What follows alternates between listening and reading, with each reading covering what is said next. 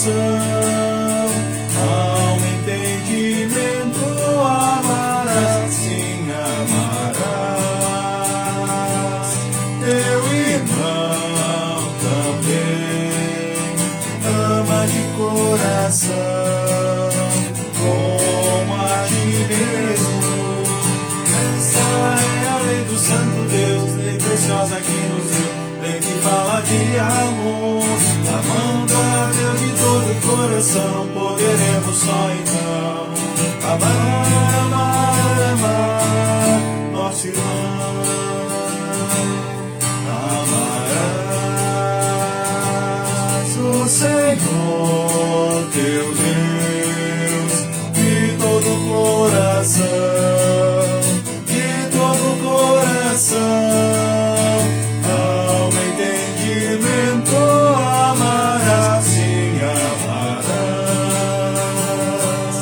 Teu irmão também ama de coração, como a ti mesmo. Esta é a lei do Santo Deus, lei preciosa que nos deu, lei que fala de amor. Amando a Deus de todo o coração, poderemos só então amar, amar, amar nosso irmão. Boa noite a todos que aqui se reúnem para mais um estudo bíblico da Congregação Evangélica Luterana Cristo de Lajeado, Rio Grande do Sul. Quem está convosco é o pastor Mário Hartmann, pastor da Congregação Cristo aqui de Lajeado. É uma satisfação estarmos juntos nesta noite. Um abraço a todos os membros da congregação e todos que nos visitam também nesta noite.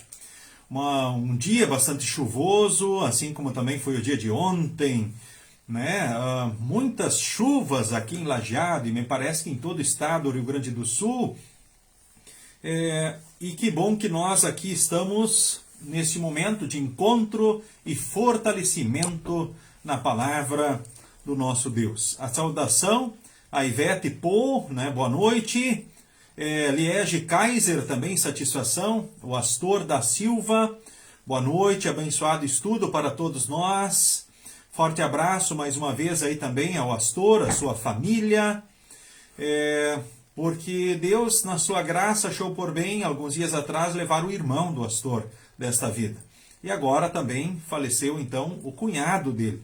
Então, Deus abençoe e console Astor da Silva, a ti, a tua esposa, os teus familiares em Jesus Cristo, com certezas maravilhosas. Certezas que só Jesus pode dar. Boa noite também a Agnes Mantai, Lorivaldo Lampo, nosso presidente, satisfação.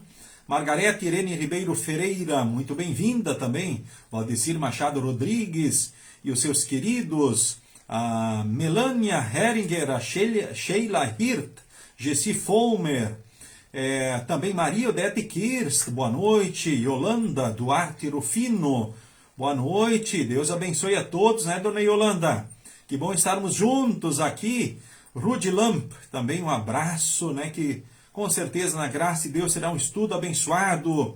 O Sebastian Matucci, de Porto Alegre, forte abraço, Sebastian. Né? Muito bom estarmos aqui nos reunindo para esse estudo e também sempre bem-vindo à Congregação Cristo aqui, então, de Lajeado. Marta, o Gilmar, né? Aí as crianças, os filhos, forte abraço, né? Dona Verna Gitz, boa noite, Dona Verna. Que bênção estarmos juntos. Marlene Markevitsky, Dona Hilga Ferrari, também a Márcia Elisa Daman, Márcia Bonenberg, isso aí, Esther Tomé Loureiro, a Hildegard Martins, a Hildika Koch, também aí a Duda, né, parceira da avó, Eduarda Kremer, um abraço, Desmar Dente, e também a sua família, Jurema Schneider do Laria, Rúbia Luz, Osmar, forte abraço para vocês, é bom estarmos aqui, Lissandra Valbrin, então tá bom, muito bem-vinda também, Lissandra, olha que coisa boa estarmos juntos aqui, então também no estudo nessa noite, um abraço aí para todos os teus queridos aí, né, que possamos aí, né, dona Danila Schneider, sermos fortalecidos Nação do Santo Espírito, né? Dona Claudete Erdmann e família, Yasmine Bangemann, boa noite. Alexandro Cristiane, Renita Groy, dona Renita, saudades também da senhora, forte abraço para a senhora, muito bom tê-la conosco. Classi Kelzer, né? Também Deus abençoe ricamente vocês aí, né? Nós aqui curtindo chuva e ali talvez, bom, quem sabe um tempo assim tranquilo, com mais calor, né? Nós curtindo um friozinho. Silvia Raunstein, Renilda Hartmann, a minha mãe, o meu pai ali de Horizontina, um abraço. Márcia Ritter, é uma satisfação, uma alegria estarmos juntos aqui nessa noite. Então nós queremos, neste momento, falarmos com o nosso Deus em oração, ainda saudando a Jaqueline Weber, né, a nossa zeladora aqui na igreja, um abraço, Jaqueline, né, e o Jones também, o esposo, Dona Brunida Bueno, lá de Horizontina, Diego Rodrigues, muito bom estarmos juntos aqui. Queremos falar com Deus, então, em oração neste momento. Em nome do Pai, e do Filho, e do Espírito Santo. Amém. Senhor Deus, amado Pai, queremos aqui reunidos nesta noite para mais um estudo bíblico, primeiramente te agradecer porque tu provaste o teu amor por nós e para o mundo, principalmente em Jesus. Porque em Jesus Cristo, teu Filho amado, nós temos o perdão, a salvação, a vida eterna. Temos o céu na hora da morte e aqui a tua presença na nossa vida, em todos os dias, em todos os momentos. Neste momento também, queremos te agradecer porque Jesus fez tudo o que era preciso para a nossa salvação. Ele cumpriu perfeitamente todos os mandamentos, coisa que nós não conseguimos fazer. Te agradecer porque Jesus Cristo pagou todos os nossos pecados. Também é o que está fora da nossa possibilidade, porque cada pecado tem o teu tamanho, ó Deus, e por isso tinha que ser Jesus, teu Filho. E tu sabias que esta era a única possibilidade de salvar a humanidade, e te louvamos porque tu pagaste o preço. Queremos também, ó Deus, te agradecer porque tu sempre vens com a tua palavra ao nosso encontro para nos orientar e fortalecer na fé. Tu sabes tudo de cada um de nós, das ansiedades, das preocupações, dos sonhos, das lutas que temos. Colocamos tudo diante de ti, te rogamos, ó Deus, dirija tudo pelo melhor de cada um de nós. Não permitas jamais que sejamos levados pelo diabo, pelo mundo, pela carne para a perdição, mas que possamos sempre também, motivados e dirigidos por ti, andarmos nos teus caminhos, e motivados no teu amor e graça, vivermos vida de obediência a ti, que possamos também viver vida de serviço, com a vida, tempo, dons e bens, e que possamos também sempre levarmos ofertas para a tua honra e glória, nosso tempo, dons e bens a ti consagrados, para a edificação de teu reino. Abençoes, ó Deus, a cada um aqui presente no estudo. Abençoes aqueles e ajuda aqueles que passam por tribulações. Tu sabes a vida de todos, ó Deus, e tu amas cada um. Em nome de Jesus Cristo, a maior prova do teu amor, do teu cuidado, da tua bênção e direção. Amém. Queremos neste momento cantar mais um hino. O hino A Lei do Senhor é Perfeita, hino 129, então do inário Louvai ao Senhor. Muito bem, então, hino 129, então, A Lei do Senhor é Perfeita.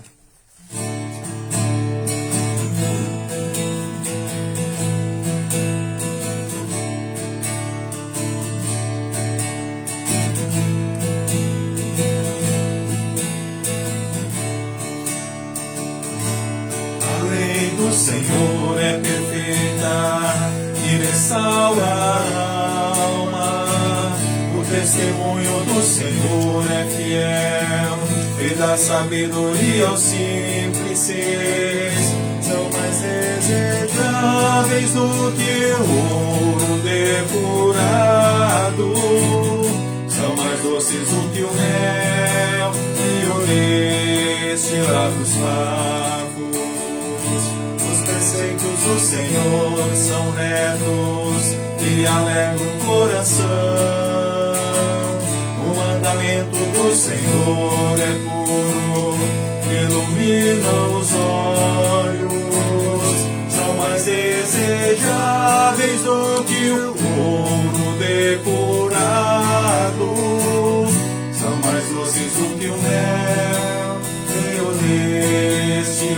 favos. O temor do Senhor é límpido e permanece para sempre. Os juízos do Senhor são verdadeiros e todos igualmente justos. São mais desejáveis do que o ouro depurado. São mais doces do que o mel e o destilados favos. As palavras dos meus lábios e o meditar do meu coração sejam agradáveis à tua presença, ó Senhor. As palavras dos meus lábios e o meditar do meu coração sejam agradáveis à tua presença, ó Senhor.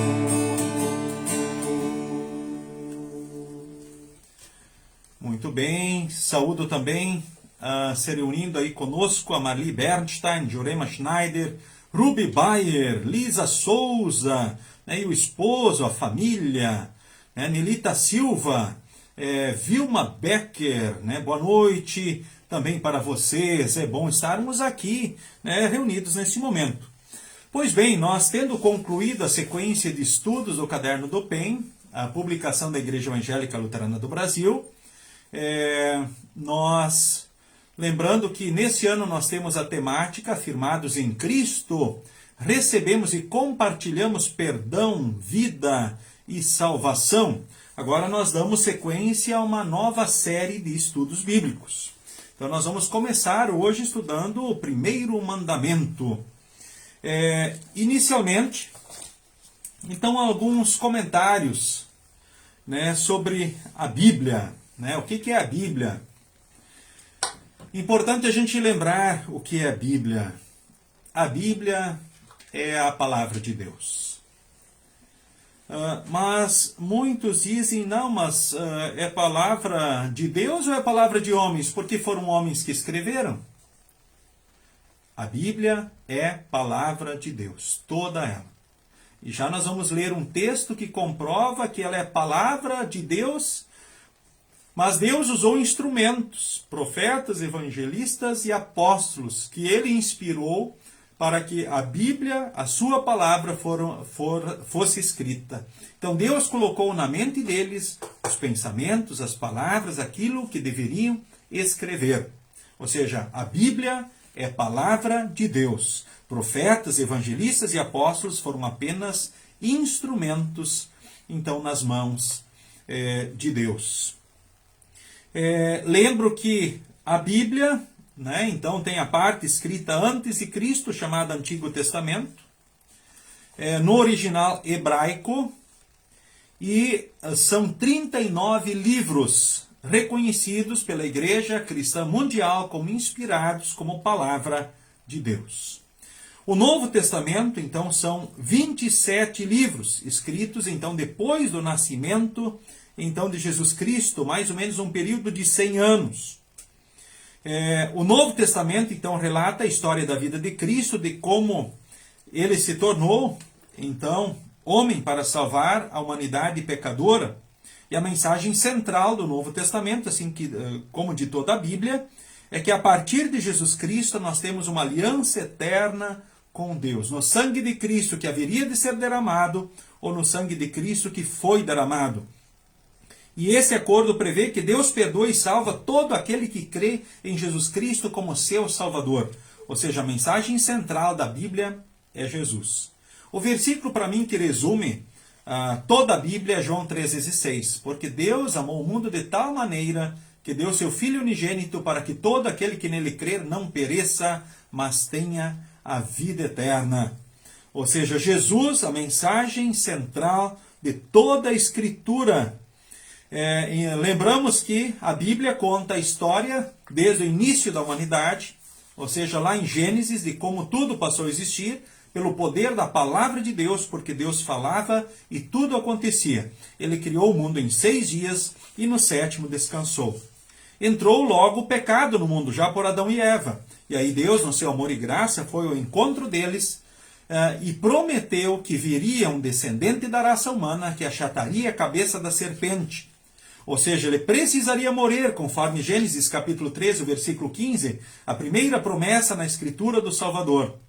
Ele precisaria morrer, ou seja, seria ferido no calcanhar, mas ele achataria a cabeça da serpente. Ou seja, ele venceria o pecado, a morte e o diabo, e traria a todo aquele que nele crer o perdão, a salvação, a vida eterna. Lembro aqui neste momento, então, um texto muito importante que fala justamente da Bíblia, que é a palavra de Deus.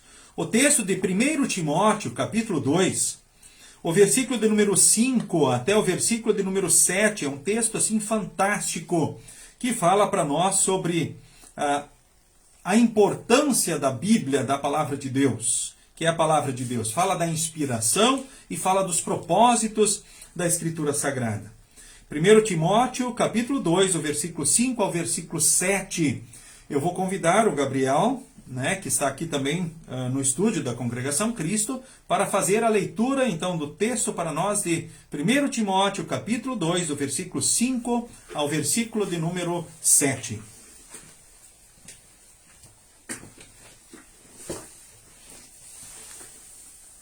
Timóteo, capítulo 2, 5 a 7.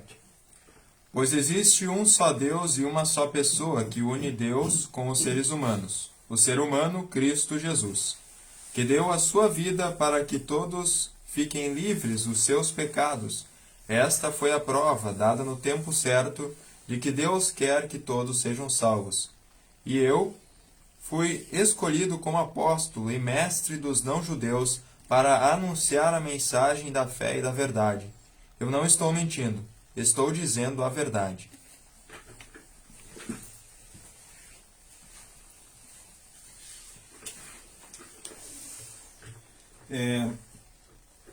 Para que serve a Bíblia? Qual é o propósito da Bíblia, que é a palavra de Deus?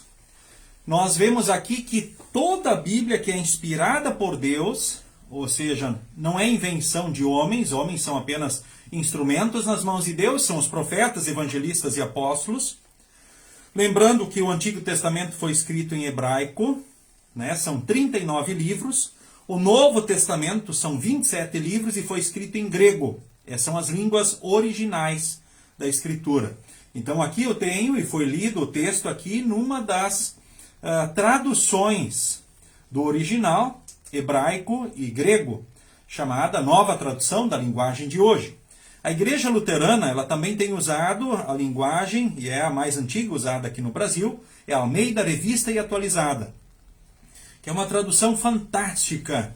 Olhando para os textos originais, podemos dizer ipsis literis, ou seja, de acordo com o que está escrito no original, também é a tradução.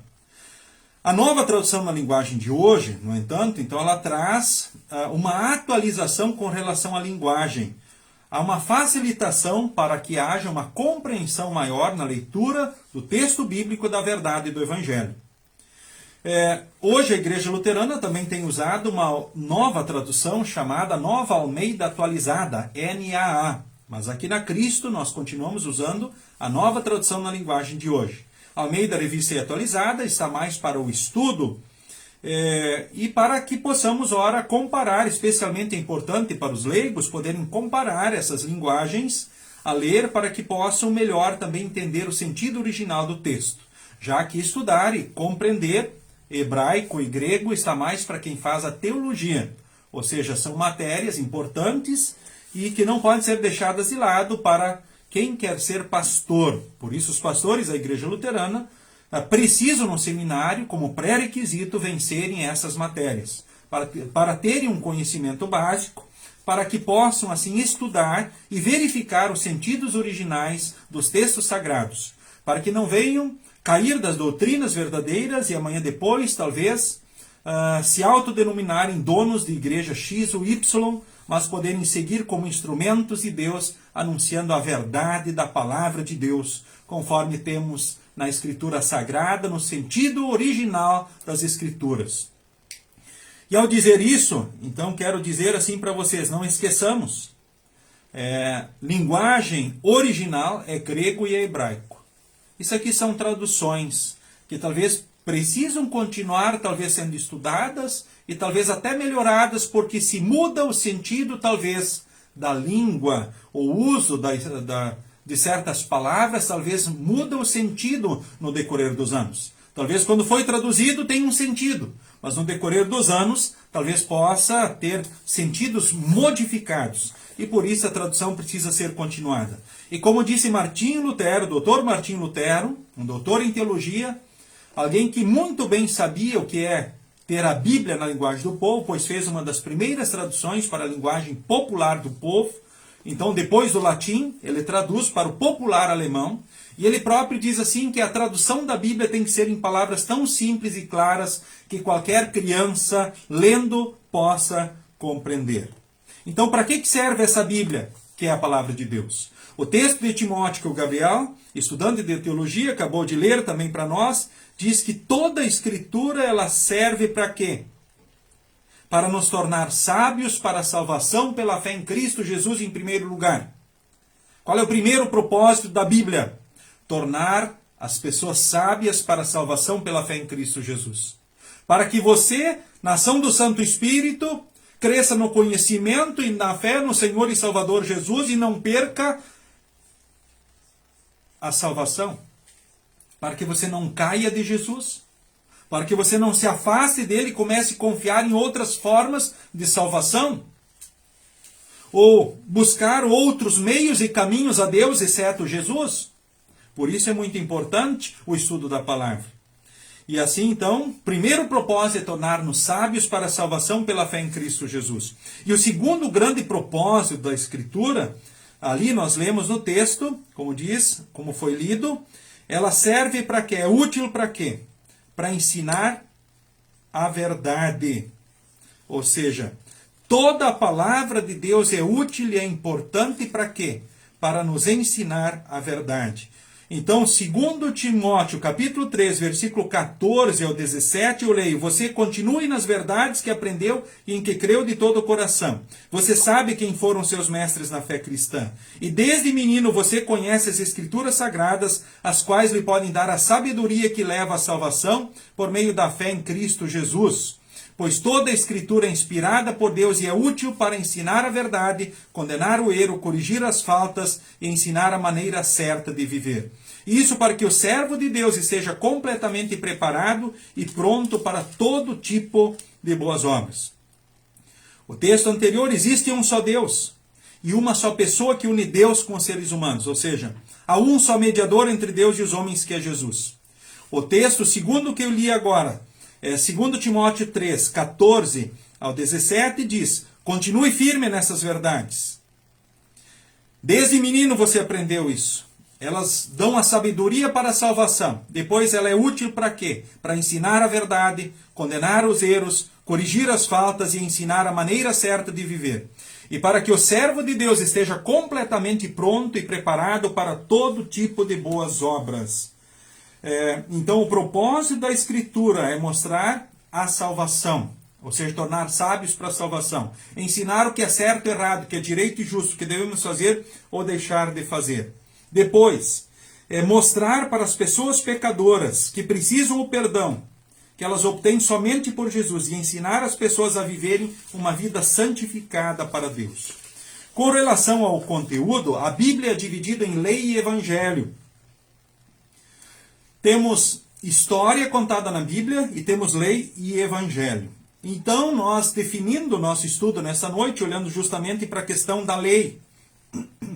Então, Deus criou o ser humano e, em primeiro lugar, Ele escreveu no seu coração a lei, gravou no coração humano a sua vontade. Isso quer dizer que cada pessoa já tem um saber natural do que é certo e errado. Cada pessoa tem um reconhecimento natural, então, da existência de Deus e também do conhecimento do certo e errado. Adão e Eva, antes da queda em pecado, tinham esse conhecimento perfeito de Deus e também da sua vontade. Então eles não precisavam estudar os mandamentos. Eles viviam na presença de Deus e eles tinham pleno conhecimento, aquilo que nós vamos ter novamente quando estivermos lá no céu. E aí vocês vão entender por que muitas pessoas, por exemplo, mesmo não sendo cristãs nos dias de hoje, elas buscam adorar um Deus. Por que todo ser humano busca adorar um Deus? Porque existe o chamado conhecimento natural de Deus. Uma outra questão, existe o chamado conhecimento natural do certo e errado. A partir do pecado, esse conhecimento de Deus ficou confuso e perdido. Mas vocês podem ver essa realidade, todos os povos buscam adorar um Deus. Por exemplo, as civilizações, talvez os povos indígenas, um exemplo mais próximo de nós, também no Brasil, sem contato com a civilização, ou longamente afastados da civilização, não sabiam quem era o Deus verdadeiro, ou seja, buscavam adorar que deuses? O Deus Sol, a Lua, ou quem sabe o trovão, o raio, o guerreiro-chefe que já morreu e trazia medo para eles mesmos depois de morto, e assim por diante. Se nós olharmos, todo ser humano busca adorar um Deus. Por quê? Porque lá no seu interior está gravado, na lei de Deus, ou seja, lá no fundo todo mundo sabe que existe um Deus. Por isso que em acidentes, por exemplo, é comprovado que as palavras mais proferidas em acidentes são meu Deus, me ajude, ou meu Deus, ou ó Deus. Sim, mas proferidas por cristãos são compreensíveis, mas por que são pronunciadas muitas vezes por pessoas que se dizem ateus? Por esse mesmo motivo. Porque no fundo todo mundo sabe que existe Deus. E é por isso também que algumas pessoas às vezes diz assim, a consciência pesou, ele foi e se entregou. Ninguém sabe quem cometeu o crime X ou Y e a pessoa vai lá e diz, fui eu. E se entrega para a polícia. Por quê? Por que ela faz isso? A consciência pesou? Sim, mas por que pesou? Porque no fundo cada um sabe que vai ter que prestar contas dos seus atos. E ora a pessoa chega num momento que ela prefere encarar as consequências dos seus erros aqui, do que talvez ter que responder lá diante de um Deus que ele não sabe ou não reconhece. Pois se ele não é cristão, ele não sabe e não reconhece quem é então esse Deus. Agora, o que aconteceu? Por que agora os seres humanos, por que eles ficaram confusos então no conhecimento de Deus e confusos sobre o certo e o errado? Porque quando caímos em pecado, nós perdemos essa condição do 100% da capacidade mental que Adão e Eva tinham. Então daí nós perdemos isso. Agora nós somente sabemos quem é o Deus verdadeiro, revelado na Escritura, na Palavra de Deus. E é por isso que Deus, numa aliança eterna de amor com o seu povo, precisou dar os mandamentos. Porque o povo, tocado no amor de Deus e por tudo que Deus tinha feito, disse, olha, queremos uma aliança eterna com Deus. Muito bem. Deus disse, então vou dar os mandamentos então para vocês. Os mandamentos que estão divididos em 2 tábuas da lei. Ou seja, foram em 2 tábuas de pedra que Deus deu por intermédio de Moisés. Em Êxodo capítulo 20 temos registrado esse texto. Aí temos a repetição dos mandamentos também em Deuteronômio capítulo 5. Então convido você a abrir a Bíblia em Êxodo capítulo 20. Apenas um comentário com relação a essas 2 tábuas. Os mandamentos estão divididos em 2 tábuas. A primeira tábua são os mandamentos que se referem do nosso dever e amor para com Deus. E constam na primeira tábua o primeiro, o segundo e o terceiro mandamento. Na segunda tábua constam os mandamentos, o nosso dever para com o próximo. Jesus resumiu essas tábuas dizendo assim: amarás o Senhor teu Deus de todo o teu coração, de toda a tua alma e de todo o teu entendimento. Mateus 22, 37. E a segunda tábua, que é do 4º ao 10º mandamento, Jesus resumiu assim: amarás o teu próximo como a ti mesmo. Então, amar a Deus sobre tudo, é o resumo da primeira tábua, e o da segunda, amar o próximo como a ti mesmo. Como a gente resume todos os mandamentos? Numa só palavra, amor. Mas talvez alguém diga, puxa, mas os mandamentos são castigo ou são amor? São amor. Porque é um pacto de amor com o seu povo. Ou seja, o seu povo tocado na ação amorosa de Deus, libertadora e salvadora, quer uma aliança eterna com Deus. E assim, quer saber aquilo que agrada a Deus. Então Deus concede os santos mandamentos. E aí nós queremos ler, então, Êxodo capítulo 20, nesse momento, do versículo 1 ao versículo 6, que é o primeiro mandamento. Convido, então, na Bíblia, conforme nova tradução, o Gabriel Fernando Hartmann para esta leitura.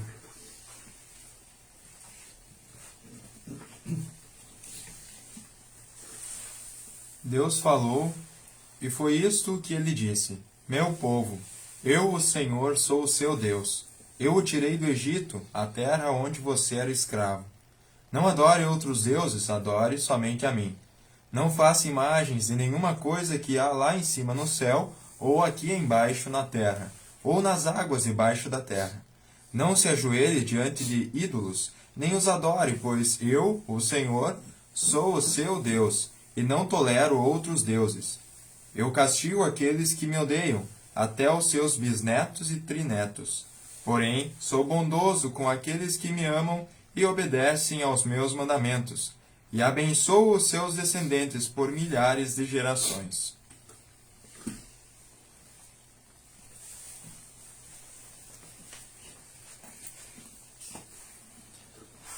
Lido o texto, então foi lido apenas o primeiro mandamento, conforme está registrado em Êxodo capítulo 20, do versículo 1 ao versículo de número 6.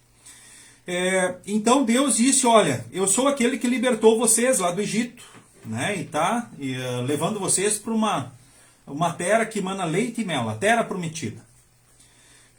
E aí ele apresenta a sua vontade. O primeiro mandamento: eu sou o Senhor teu Deus, não terás outros deuses diante de mim. Ou seja, Deus diz, eu devo ser o único na vossa vida. Vocês não podem ter outros deuses diante de mim, na minha frente. Apenas eu. Quem é esse Deus? É o Deus triuno, Pai, Filho e Espírito Santo. Deus Pai, Criador e Preservador. Deus Filho é o Redentor, é o Salvador, é o único e suficiente mediador entre Deus e os homens. Deus Espírito Santo é o ensinador, é o consolador, é o santificador, ou seja, aquele que põe a fé, que conserva a fé e leva a fé a produzir frutos.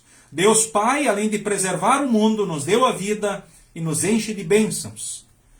Deus Filho, ele nos salvou, cumpriu os mandamentos por nós, pagou os pecados e é a prova maior do amor de Deus por nós. E hoje é o nosso mediador, é o nosso advogado, 24 horas na presença de Deus. Ele intercede por nós, ou seja, é o único mediador entre Deus e os homens. E Deus, Espírito Santo, é o ensinador, é o consolador, ou seja, é o santificador. Aquele que põe a fé, que conserva a fé e leva a fé a produzir frutos. E de uma forma bem simples e clara, Deus aqui diz para nós, e vocês podem pegar qualquer versão de Bíblias, que são de boas traduções, e vocês vão ver essa mesma verdade. Que diz assim, não faça imagens de nenhuma coisa que há lá em cima no céu. O que tem lá no céu? Lá no céu, aquele céu que nós vamos ir em Jesus, lá além de Deus, quem é que está lá? Nós temos os anjos lá. Ou seja, são legiões e legiões de anjos que estão lá no céu. E Deus não quer que façamos imagens parecidas com anjos. Não quer que adoremos os anjos. O texto é claro. Eu lembro o texto também de Apocalipse, quando, impressionado com as revelações que Jesus fez por intermédio do anjo, João, o único dos apóstolos que ficou idoso, cai de joelho para adorá-lo. E aí o que ele diz, o que o anjo diz, para aí, adore a Deus, eu sou conservo teu. Aliás, eu sou conservo, né? Ou seja, eu sou servo de Deus junto com você. Eu sou conservo de Deus, ou seja, eu sirvo a Deus junto com você, adore somente a Deus. Portanto, não podemos orar aos anjos, nem fazer imagens de anjos. O texto diz isso. Sim, mas o que mais tem lá no céu? Pessoas que já morreram. Nós cremos que, como Jesus disse, hoje estarás comigo no paraíso. Quando morre uma pessoa, imediatamente em Jesus a alma da pessoa vai para o céu. Em Jesus. Sem Jesus ela vai imediatamente para o inferno. O corpo se decompõe até o dia derradeiro. E aí o que vai acontecer? No dia derradeiro o corpo ressuscita e se junta com a alma no céu. Ou o corpo ressuscita e se junta com a alma no inferno. E a Bíblia diz, nos importa morrer uma só vez, depois disto o juízo. Ninguém vai morrer um monte de vezes, como algumas pessoas dizem, ir nascendo novamente, não existe isso. Nos importa morrer uma só vez e depois disto o juízo. Então essa é uma verdade da Escritura Sagrada. Em Hebreus 9, 27, isso está bem claro. Cada pessoa tem de morrer uma só vez e depois ser julgada por Deus. Não há o que fazer. É assim. Em Jesus, o céu. Sem Jesus, o inferno. Aí o que acontece? Então nós já temos pessoas que estão lá, pessoas queridas nossas, que já estão lá na festa do céu com a sua alma. Assim como acontece então com a maioria das pessoas. De corpo e alma nós temos Elias que está lá. E nós temos também um outro personagem que está registrado na Bíblia, que nos foi revelado, que é Enoque. Quem é Enoque? Enoque é o pai de Matusalém, o homem que mais viveu segundo a Bíblia. Gênesis capítulo 5, lá o versículo de número 21 ao 24, lá nós temos esse relato que um dia ele foi levado por Deus. Alguns querem defender e dizer que já Moisés esteja lá com o corpo também. Não, porque o corpo dele, conforme registrado na Escritura, então fora sepultado pelo próprio Deus. Ou seja, ele está lá só com a sua alma. E lá, no Monte da Transfiguração, Moisés com a sua alma e Elias já de corpo e alma falam com Jesus sobre aquilo que Jesus faria para salvar a humanidade. Eu vejo muitos problemas que surgem quando é ignorada justamente aquilo que está escrito.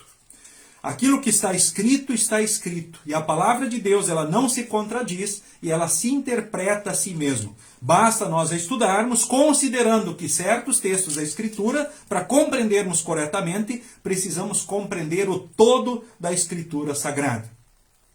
E isso é muito interessante, muito claro.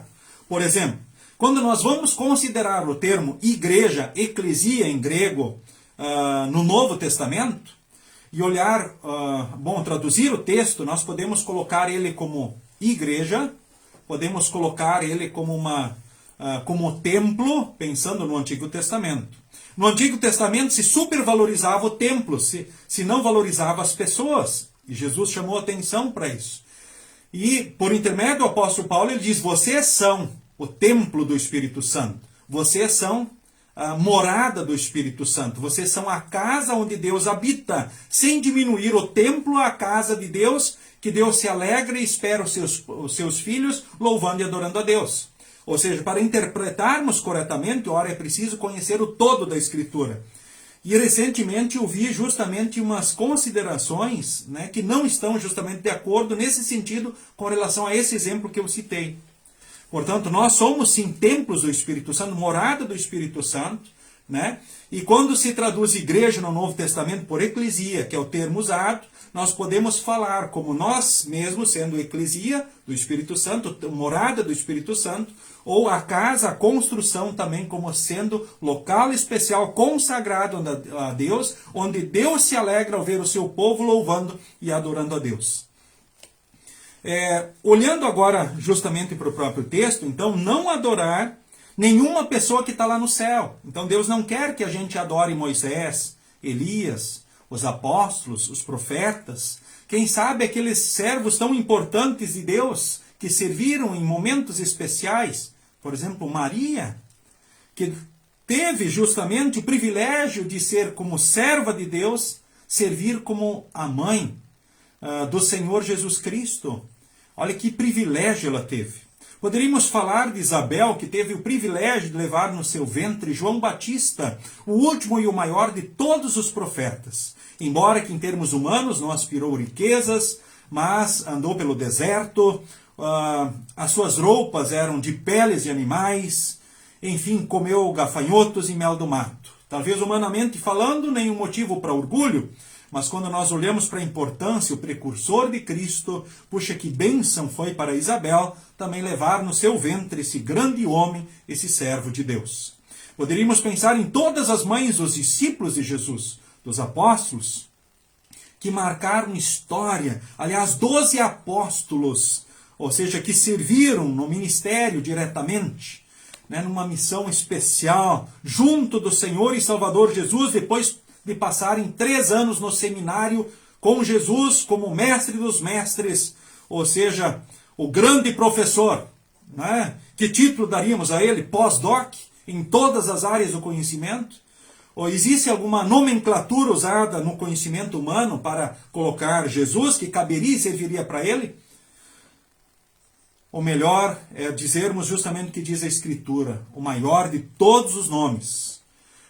Justamente pelo que ele é, Deus e homem, e pela sua obra pela humanidade. Então, não adorar pessoas que já estão lá nos céus, não fazer imagens delas, muito menos adorar, cantar para elas, pedir ajuda para elas.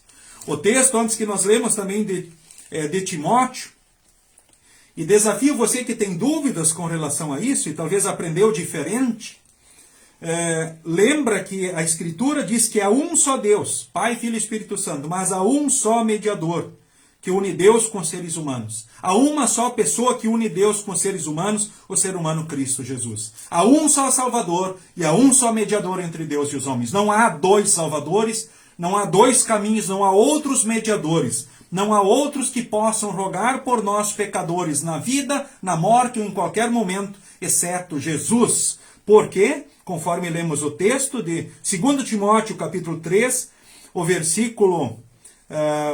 1 Timóteo, capítulo 2, o versículo de número 5, que diz, e 6, pois existe um só Deus e uma só pessoa que une Deus com os seres humanos. Pois existe um só Deus e há um só mediador entre Deus e os seres humanos, o ser humano Cristo Jesus, que deu a sua vida para que todos fiquem livres dos seus pecados. E essa foi a prova dada no tempo certo de que Deus quer que todos os seres humanos sejam salvos.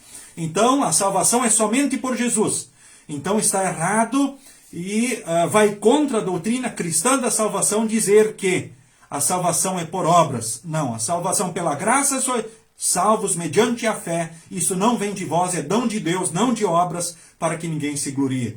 Então, ninguém pode produzir tantas boas obras que, para completar a salvação que Cristo nos trouxe com obras, alcança a salvação e depois tem uma poupança de obras para que outros, quem sabe, orando para nós lá no céu, pela importância e grandeza que tivemos na história da humanidade, talvez como servos e instrumentos de Deus aqui, possamos, compadecidos talvez pelas orações ou velas acesas para nós já lá no céu, que a gente venha interceder por Deus. Oh Deus, puxa, escuta esse servo lá embaixo, enfim, essa situação, atende, faz um milagre na vida dessa daquela pessoa.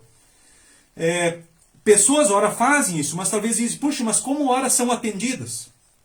Eu vou dizer para vocês, quem atende é Deus. E quem leva os méritos, talvez, infelizmente, é quem não deveria receber os méritos.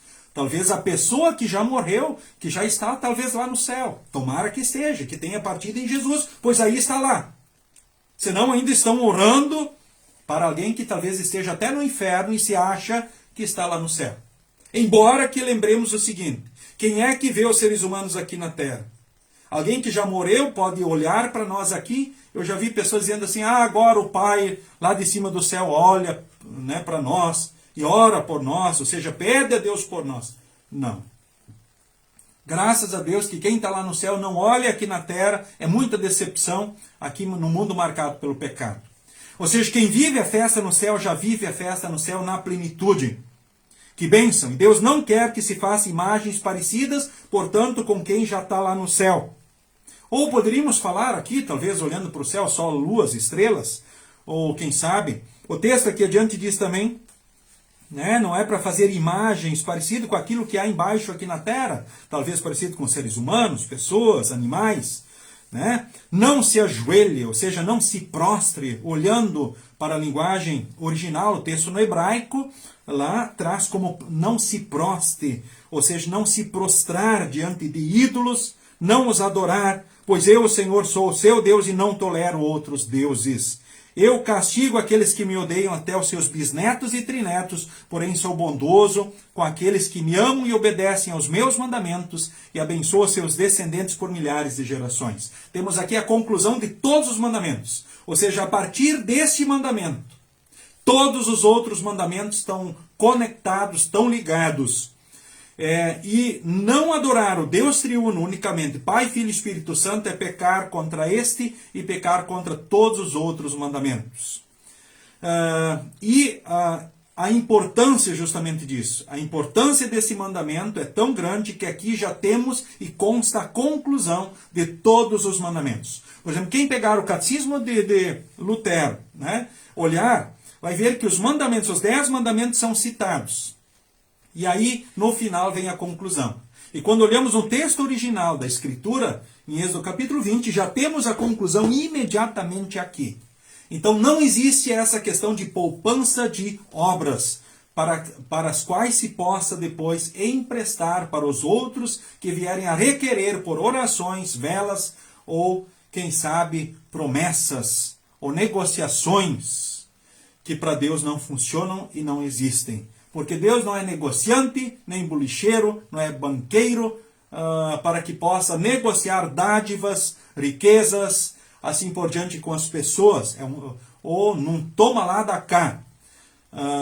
Ou seja, estas situações são desagradáveis a Deus. Ou seja, quando a pessoa recebe algo, deveria sempre agradecer a Deus. Ela pode, às vezes, pedir para alguém que não deva pedir. Mas ela mesmo assim pode receber, porque Deus é grande no amor e na misericórdia. Mas os méritos precisam ser dados, a honra precisa ser dada a quem é devida. Ora, Deus socorre e salva da morte, ajuda as pessoas. Ah, mas eu não orei para Deus, eu orei para alguém que já morreu e já está lá no céu. A oração, ela foi um pecado contra o primeiro mandamento, porque eu orei a quem não devia. Confiei e busquei ajuda em quem não devia. Mas eu recebi. Foi Deus que no amor e na misericórdia te ajudou e te socorreu. Então agradeça a Ele. Puxa, mas eu já fiz isso muitas vezes. Peça perdão a Deus e dê a honra devida a quem você deva dar. Unicamente a Deus. Ao Senhor teu Deus adorarás e só a Ele darás culto, disse Jesus. Quando o diabo pediu para que Jesus se ajoelhasse e adorasse pelas riquezas do mundo, ele disse: ao Senhor teu Deus adorarás e só a Ele darás culto. Cantar, orar, pedir ajuda só a Deus, não aos anjos. Ah, não posso orar aos anjos, mas eu aprendi desde pequeno a orar ao anjo, lá na escola com a professora. Pecado contra o primeiro mandamento.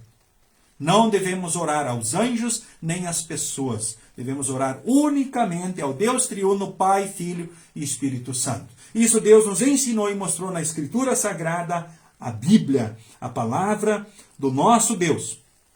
E fazer imagens, escultura, é justamente chamado, dentro da teologia, de idolatria grosseira. Convido você a abrir a Bíblia em Isaías capítulo 44. Isaías capítulo 44. O versículo de número 9 em diante. Eu vou pedir para o Gabriel, dali onde está, para ler para nós Isaías 44, do versículo 9 em diante.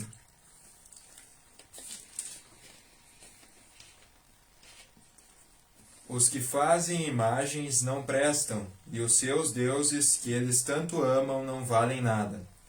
Os que adoram imagens são tolos e cegos, e por isso serão humilhados. É uma grande tolice fazer uma imagem para ser adorada como se fosse um deus. Todos os que a adorarem serão humilhados. Os que fazem ídolos são apenas seres humanos, nada mais. Que eles se reúnam e se apresentem no tribunal. Ali ficarão apavorados e serão humilhados. O ferreiro pega um pedaço de metal, coloca nas braças e depois, com toda a força, vai batendo nele com o martelo até formar a imagem. Ele trabalha tanto que não come, nem bebe, e acaba perdendo as forças. O escultor mede um pedaço de madeira e com um giz desenha nele a figura do ídolo. Depois, com as suas ferramentas, ele faz uma estátua com a forma de um belo ser humano, para ser colocado num templo. O escultor vai à floresta para cortar uma árvore, escolhe um cedro, um cipreste ou um carvalho. Ele só corta árvores bem grossas e então planta uma e espera até que a chuva a faça crescer. O homem usa uma parte da madeira para fazer um fogo. Ali ele se esquenta e também assa o pão. A outra parte da madeira é usada para fazer uma imagem, e o homem fica de joelhos e a adora. Assim, metade da madeira serve para fazer um fogo. O homem assa a carne, come e fica satisfeito. Também se esquenta e diz: que fogo bom, já me esquentei bem. Com a outra metade da madeira, o homem faz uma imagem, isto é, um deus. Depois fica de joelhos e a adora, e faz esta oração: Tu és o meu Deus, salva-me. Essa gente não tem juízo. Eles fecharam os olhos e não podem ver nada. Fecharam também a sua mente e não entendem nada. O homem que faz imagens não entende nada e não tem a inteligência necessária para dizer a si mesmo: ora, com metade dessa madeira eu fiz um fogo, assei o pão, assei a carne e comi, e com a outra metade eu fiz esta imagem nojenta. Agora aqui estou eu, adorando um pedaço de madeira. Adorar uma imagem não adianta nada, é o mesmo que comer cinzas. O homem que adora imagens não pensa direito, mas vive enganado. Ele não pode se salvar, pois não é capaz de dizer: isto que está na minha mão não é um Deus coisa nenhuma. O texto aqui fala justamente da loucura da idolatria, ou seja, a idolatria aqui é condenada. Adorar somente ao Deus triuno, nada de fazer imagens. Aqui o texto que nós lemos fala de todo o processo, de como talvez o ferreiro, o escultor, usa para fazer esta imagem. Talvez parte do material ele usa para fazer a imagem, depois adora, venera. Mas é uma representação de quem já está no céu. Muda alguma coisa? Não muda. Diante de Deus, não. Porque Deus não quer que se faça imagem parecida com ninguém, muito menos que se adore, confie ou dê créditos ao que não percebe. Né? E nesse momento convido vocês também a abrirem a Bíblia em Jeremias capítulo 10. Jeremias, um pouquinho adiante de Isaías, o livro de Jeremias capítulo 10. Que eu acho muito interessante também nós lermos nesse momento, então, alguns versículos desse capítulo. Jeremias, então, capítulo de número 10, o versículo... versículo 2 em diante. Convido o Gabriel, então, para a leitura. Ele diz: não sigam os costumes de outras nações. Elas podem ficar espantadas quando aparecerem coisas estranhas no céu. Mas vocês não devem se assustar. A religião dessa gente não vale nada. Cortam uma árvore na floresta e um artista com as suas ferramentas faz um ídolo. Então o enfeitam com prata e ouro e o firmam com pregos, para que não caia aos pedaços. Esses ídolos não podem falar, são como um espantalho numa plantação de pepinos. Eles têm de ser carregados porque não podem andar. Não tenham medo deles, não podem fazer mal, nem podem fazer bem. Ó Senhor Deus, não há ninguém igual a ti. Tu és grande e o teu nome é poderoso. Quem não te respeitará, ó Rei de todas as nações? Tu mereces todo o respeito. Não há ninguém como tu entre todos os sábios das nações. Todos os seus sábios são ignorantes e tolos. Será que os ídolos de madeira podem lhes ensinar alguma coisa? Esses ídolos são folheados com prata da Espanha e com ouro de Ufaz. Tudo é trabalho de artistas. Os seus vestidos são roxos e vermelhos, feitos por tecelões habilidosos. Mas o Senhor é o Deus verdadeiro. Ele é o Deus vivo, Rei eterno. Quando o Senhor fica irado, a terra treme. As nações não podem suportar a sua ira. Digam às nações que os deuses que não fizeram a terra e o céu serão destruídos. Eles desaparecerão completamente da terra. Ok, né? As palavras bíblicas também aqui são claríssimas. É importante que nós as consideremos e ajudemos as pessoas que não têm esse conhecimento claro da Escritura a ver essas verdades. E vocês podem conferir toda a boa tradução, mesmo não sendo a Almeida Revista Atualizada, a nova tradução da linguagem de hoje, ou qualquer outra versão, vocês vão ver estas verdades aqui. Ou seja, as principais traduções de Bíblias usadas pelas igrejas mostram justamente essas verdades. Talvez alguém poderia dizer, puxa, mas como pode ainda alguém fazer algo assim, fazer imagens, escultura e adorar? Como é que alguém ainda pode cometer a idolatria grosseira? Lamentamos muito, ou seja, são problemas. Isso começou na igreja cristã, primeiramente, a título de ornamentação, porque os povos pagãos tinham imagens e altares construídos a deuses. E aí os cristãos, para terem uma certa simpatia dentro da história, começaram a colocar imagens como enfeites nas igrejas. E aí o que acontece? aquilo começou a chamar a atenção, especialmente daqueles com conhecimento menor, e alguns começaram a se impressionar com isso, e aquilo começou a atrair, arrastar multidões, fazer sucesso, mais do que o não ter imagens dentro da igreja. E aí deu no que deu. Infelizmente, e pelos maus teólogos e maus líderes da igreja, infelizmente passamos a ter esses problemas. Então a reforma luterana justamente foi uma volta das verdades da Escritura, uma redescoberta do Evangelho, salvação somente por Cristo, que é tão clara, né? Que Jesus foi o único mediador e salvador, que você não compactue jamais com a adoração de imagens de escultura, mas que você possa adorar pessoas, jamais adorar pessoas e pedir ajuda para quem já morreu. Essas pessoas não escutam, não veem nós aqui.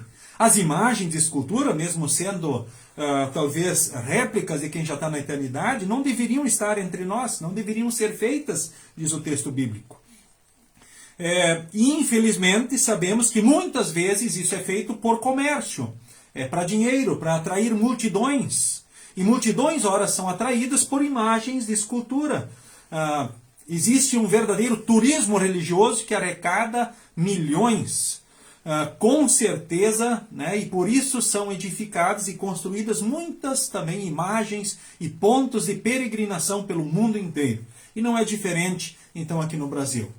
E talvez você pode lembrar e pensar até quando você ajudou, né, ou prestigiou, talvez o turismo religioso, né, marcado justamente por imagens edificadas. Talvez para muitos cristãos seja apenas uma imagem, mas para muitos, infelizmente, e para a grande maioria, são objetos de reverência, adoração e de culto. Lamentavelmente. Quando Deus diz ao Senhor, teu Deus adorarás e só a Ele darás culto. Eu sou, Isaías 42:8 diz, eu sou o Senhor, este é o meu nome. A minha glória, pois não a darei a outrem, nem a minha honra às imagens de escultura. Gálatas capítulo 5, 19 em diante fala dos frutos da natureza humana. Gálatas 5, 19 ao versículo de número 21. Eu vou pedir para o Gabriel ler para nós o texto. O que é natural do ser humano? O que é parte natural de nós seres humanos? Gabriel, tenha bondade. As coisas que a natureza humana produz são bem conhecidas. Elas são a imoralidade sexual, a impureza, as ações indecentes, a adoração de ídolos, as feitiçarias, as inimizades, as brigas, as ciumeiras, os acessos de raiva, a ambição egoísta, a desunião, as divisões, as invejas, as bebedeiras, as farras e outras coisas parecidas com essas. Repito o que já disse, os que fazem essas coisas não receberão o reino de Deus. Sabemos o que é natural dos seres humanos. Ali fala de imoralidade sexual, impureza, ações indecentes, adoração de ídolos. Ou seja, adorar imagens, adorar outros deuses. E o texto adiante diz, os que fazem essas coisas não receberão o reino de Deus. Só em Jesus há perdão, salvação e vida eterna. Bom, se a gente pensar em imagens, outros deuses, ou seja, idolatria, feitiçarias, aqui diz, buscar ajuda em feitiçaria, práticas do mal, ligadas ao diabo, né? E muitos grupos religiosos se escondem na liberdade religiosa para práticas que agridem, inclusive, a religião cristã. Se nós pensarmos em práticas aqui em Lajeado, tem acontecido coisas horríveis, e esperamos que aqui as autoridades do nosso município venham punir e castigar, ou seja, fazer responder criminalmente aqueles que têm justamente atacado e trazido danos à sociedade. Ou seja, tem coisas horríveis acontecendo de desrespeito em nome de religiões. E aqui os lajadenses sabem, estou falando aqui do que tem acontecido nas esquinas, nas praças, nas ruas, nas encruzilhadas, cemitérios, coisas horríveis, nojentas, diabólicas, que com certeza fogem da questão religiosa, mas vão para o vandalismo e para coisas que devem de fato ser punidas porque são crimes, porque se enquadram em crimes em alguns aspectos. E com certeza as autoridades de Lajeado devem estar atentas a essas realidades, esses acontecidos, que devem ser punidos. Ou seja, não devem passar em branco mas atitudes devem ser tomadas e nós temos autoridades que são responsáveis e vão cumprir com o seu dever também naquilo que se deve. Ou seja, é natural do ser humano buscar ajuda no caminho do mal, no caminho do diabo, nas coisas erradas, fazer coisas horríveis. E isso se entende ainda por religião. Enfim, então temos alguns problemas com relação a isso também. Mas sabemos que o texto aqui também é claro. E aqui o ponto que quero destacar é justamente a questão da idolatria, o adorar ídolos. Assim como buscar ajuda em benzimentos, curandeirismos, feitiçarias, magias ou coisas que estão ligadas ao diabo, também são coisas naturais do ser humano. E talvez agora alguém pense, puxa, pastor, e agora eu tenho isso na minha casa, eu tenho não sei o que, talvez podem não ser imagens, quem sabe talvez você tenha pirâmides, ou você tenha outros deuses, né? Quem sabe Buda, ou outros deuses aí, né? Alguns confiam até em elefantes, né? Tem outras crendices, árvores com pedras preciosas. Nada contra as pedras preciosas, Lajeado tem a sua história também como uma cidade com pedras, exploração de pedras preciosas. Mas colocar nisso peso religioso com relação a essas belezas da criação de Deus, confiar nisso para atrair isso, atrair aquilo, ou essas ou aquelas bênçãos, isso se chama idolatria. Dentro também do que diz a Escritura, confiar nas pirâmides, nos cristais. Poderíamos falar também em outros amuletos, o trevo de 4 folhas. Você já viu cristãos, talvez, publicando o trevo de 4 folhas? Será que eles têm um significado cristão ou é pela crendice que existe com relação ao trevo de 4 folhas? Podemos pensar em outras coisas, né? Talvez alguém diga, não, nós aqui Lajeado, porque nós temos os nossos trevos, são aqui as intercessões para a rodovia, e nós queremos chamar atenção justamente para isso, ok? Mas podemos pensar agora com relação a outros símbolos, né, que estão ligados às crendices e às superstições. Então tenhamos cuidado com relação a isso e essas armadilhas que nós facilmente, infelizmente, como cristãos também podemos cair. Mas talvez alguém diga, pastor, mas nós aqui, a nossa igreja, não temos esse problema com relação a imagens, pontos de peregrinação e assim por diante, o querer arrumar dinheiro vendendo justamente, quem sabe, esses amuletos ou essas imagens e assim por diante. Não, mas também, infelizmente, dentro da igreja luterana temos o pecado contra o primeiro mandamento presente. Quando olhamos o próprio conceito, a explicação no Catecismo Menor, diz o que Deus proíbe então no primeiro mandamento? Ele proíbe toda idolatria, seja considerar ou adorar uma criatura como se fosse realmente Deus, idolatria grosseira, ou seja, temer, amar ou confiar mais em criaturas do que em Deus, idolatria disfarçada. Quando a gente dá mais valor, quem sabe, para o trabalho, divertimento, passeios e outras coisas do que para Deus, nós também pecamos contra o primeiro mandamento. Eu vou citar rapidamente um outro texto, aí, pelo tempo que passou depressa, né? Mateus 10:37, Jesus diz, quem ama o seu pai ou sua mãe mais do que ama a mim, não é digno de mim. Quem ama o seu filho ou sua filha mais do que a mim, não é digno de mim. Ou seja, não merece ser meu seguidor. Confia no Senhor de todo o coração e não te estribes no teu próprio entendimento. Provérbios 3:5. Estou aqui lendo na linguagem tradicional. Sabei, pois isso, nenhum incontinente ou impuro ou avarento que é idólatra tem herança no reino de Cristo e de Deus. Somente em Jesus há perdão, salvação e vida eterna. Não temais os que matam o corpo, mas não podem matar a alma. Temei antes aquele que pode fazer perecer no inferno tanto a alma quanto o corpo. Mateus 10:28. Então Jesus diz, não ter medo daqueles que matam o corpo, mas não podem matar a alma. Tenho medo antes de Deus que pode fazer perecer no inferno tanto a alma como o corpo. O destino deles é a perdição, o Deus deles é o ventre, e a glória deles está na sua infâmia, visto que só se preocupam com as coisas terrenas. Filipenses 3:19. O Deus de muitos é a riqueza, é o dinheiro, é o poder, ou seja, são as coisas deste mundo. Ou seja, existe a idolatria grosseira e existe a idolatria disfarçada. Infelizmente, para muitos, o Deus é o time de futebol. que digo para vocês que quanto a divertimento e brincadeira, até tudo bem, tem o seu limite. Passou disso.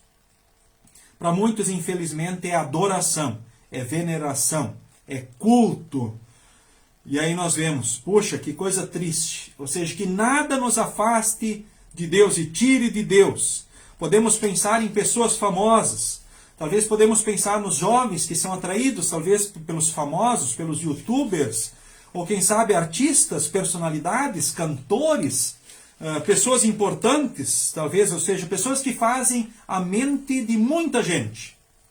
Mas é triste quando a gente vê que pessoas, ora, lamentam e veem como heróis aqueles que não são heróis na sociedade, mas que são uma vergonha, que jamais deveriam ser considerados. Penso em algumas personalidades, talvez, que sucumbem no caminho da desgraça, sendo um mau exemplo para os jovens e para as crianças, e influenciando mal e ensinando muitas coisas contrárias aos princípios da palavra de Deus. E, infelizmente, muitos desses que são vistos como heróis na sociedade e no mundo, na verdade, eles não pertencem a Deus, mas são instrumentos do próprio Satanás, pois incentivam, né, e levam as crianças a admirarem coisas erradas e o caminho do mal. Talvez muitas coisas, talvez horríveis, terríveis, que você e eu não gostaríamos que os nossos filhos seguissem ou fizessem, ou viessem a crer ou valorizar. Ou seja, existem muitos perigos com relação justamente à nossa fé. E agora, se alguém pensa, puxa, pastor, mas eu tenho um monte aí de cacareco e coisa, imagem, o que eu faço com isso? Eu digo para você assim, destrua elas, te livra delas. Por que você precisa delas? Ah, mas, agora eu dei de presente.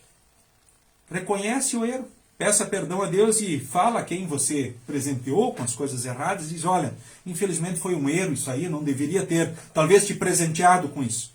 Ou filho, filha, te livra disso. Só não joga num rio, porque vai que alguém pesca e acha que é um milagre. E ainda faz um ponto de peregrinação e adoração por tua causa. Ai, ai, ai.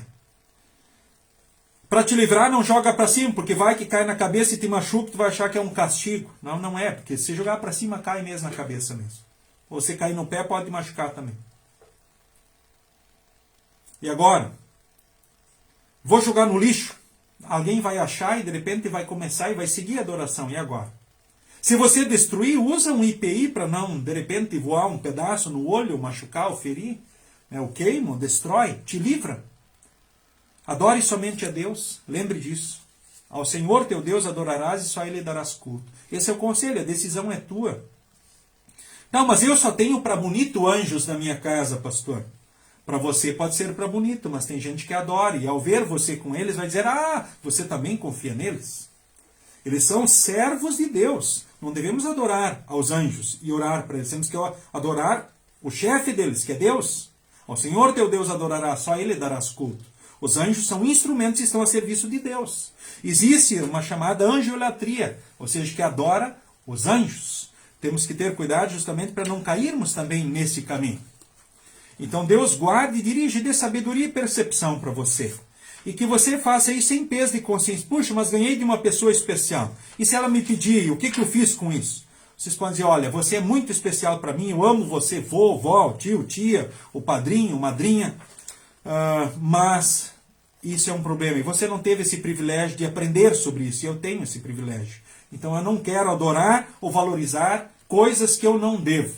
Mas eu quero somente valorizar e adorar o Deus verdadeiro, Deus triuno, Pai, Filho e Espírito Santo. Ao Senhor teu Deus adorarás e só a Ele darás culto. Devemos temer e amar a Deus e confiar nele acima de todas as coisas. Lembram, há um só Deus, mas há um só mediador entre Deus e os homens. Há um só que pode rogar por nós pecadores, na vida e na morte, em todos os dias, em todos os momentos. Louvem e adorem e sirvam a Ele, com a vida, tempo, dons e bens, para a honra e glória do seu nome. E lembrem, é Ele quem está dizendo isso. Não é o pastor Mário aqui que está inventando coisas diante de vocês. E se alguém tiver dúvidas, quiser falar mais, e quem sabe em particular comigo sobre o assunto, estou à disposição. Eu posso esclarecer mais e melhor sobre esses assuntos tão importantes, que por um lado são delicados, por outro lado muito importantes. Mas a Igreja Luterana, ela fala sobre esses assuntos, explica as verdades do Evangelho, a redescoberta das Escrituras, da mensagem da salvação pela graça, mas age com respeito às outras religiões, embora que não concordemos e falemos abertamente sobre os erros e os pecados ora cometidos. E vocês podem ver que isso de fato é assim, porque nós queremos, assim como desde Lutero foi, falar e anunciar as verdades registradas na Escritura, falar sobre elas, que tornam as pessoas sábias para a salvação pela fé em Cristo Jesus, que dizem o que é certo e errado, o que é direito e justo, o que devemos fazer ou deixar de fazer. Foi uma satisfação ter estado com vocês aqui nesta noite, para mais um momento de estudo. Nós queremos, então, nesse momento, finalizarmos com uma oração. Convido o Gabriel, nesse momento, para dirigir esta oração. E, na sequência, nós vamos cantar, então, mais um hino, que também será anunciado por ele na sequência. Então, ele dirige a oração, oramos a bênção em conjunto, você orar comigo, e, na sequência, ele anuncia também o hino que cantaremos. Senhor Deus, Pai, Filho e Espírito Santo, te louvamos e agradecemos por mais um dia que passou, por mais um momento de estudo, reflexão, meditação na Tua Santa Palavra, que é a verdade, que não muda, Teu Filho Jesus Cristo, nosso Salvador. Te agradecemos por poder ouvir essa verdade, por termos a Bíblia à nossa disposição. Preserve em nós a fé, a esperança, o amor, a essas certezas que nos levam à salvação. Jamais permitas que venhamos a cair, a nos ajoelhar diante de coisas que são criaturas, que não sejam Tu, o Deus verdadeiro. Ó Senhor, perdoa nossas falhas, nossas fraquezas, nossas incapacidades. Cuide de todos nós, aqueles que sofrem pelo luto, pela dor. Olha para os aflitos que enfrentam a doença, a enfermidade. Senhor, dê força a eles. Cuide de nós, em todos os dias e em todos os momentos. Nós oramos por Jesus Cristo, Teu Filho, nosso Salvador. Amém. O Senhor nos abençoe e nos guarde. O Senhor faça resplandecer o seu rosto sobre nós e tenha misericórdia de nós. O Senhor sobre nós levante o seu rosto e nos dê a paz. Amém. Queremos cantar o hino de número 136 do Inário Louvai ao Senhor.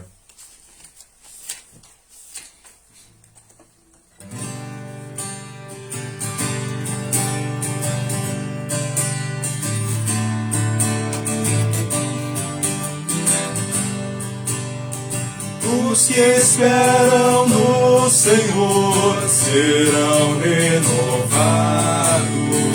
Ele aumentará o vigor aos debilitados. Como as águias subirão, nunca desfalecerão. Alto, alto, muito alto, muito alto voarão. Aos que esperam no Senhor serão renovados. Ele aumentará o vigor aos debilitados. Como as águias subirão, nunca desfalecerão. Alto, alto, muito alto, muito alto voarão. Alto, alto, muito alto, muito alto voarão. Muito bem, satisfação a todos vocês, queridos irmãos e irmãs, membros da Congregação Evangélica Luterana Cristo de Lajeado, Rio Grande do Sul. Que Deus em Cristo abençoe e fortaleça a todos vocês hoje em todos os dias. Que bom que você aqui veio e participou conosco nesse momento de louvor, adoração a Deus, de fortalecimento na palavra de Deus. Que bênção a vossa presença. Convido você a estar conosco na próxima quarta-feira, quando estaremos estudando o segundo mandamento. Forte abraço ao seu Enio Luiz Cardoso e também a sua esposa. Muito bom também aí estarmos juntos, a minha afilhada Carol Nietzsche, né? E o Matias, o seu esposo lá, né? De Bandeirante, Santa Catarina. Forte abraço, Carol. Também um forte abraço para o Matias. Bom estarmos juntos. Roseli Krauser também, né? Muito bom.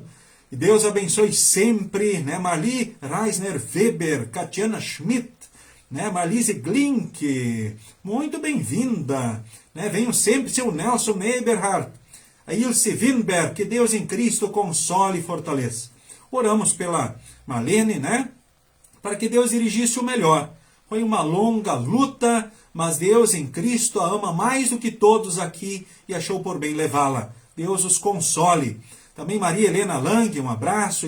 A Ilse Miller, enfim, a Mara Alves, Eracida Silva Moraes, de Soledade, muito bem-vinda. A Gilmara Grunenwald, um abraço para ti. Que Deus dirija também, que o Ronaldo, que está internado com Covid, possa, então, recuperar o mais breve possível. Um abraço para ti, Gilmara, e toda a família. Deus abençoe e fortaleça também a Mari Breiner.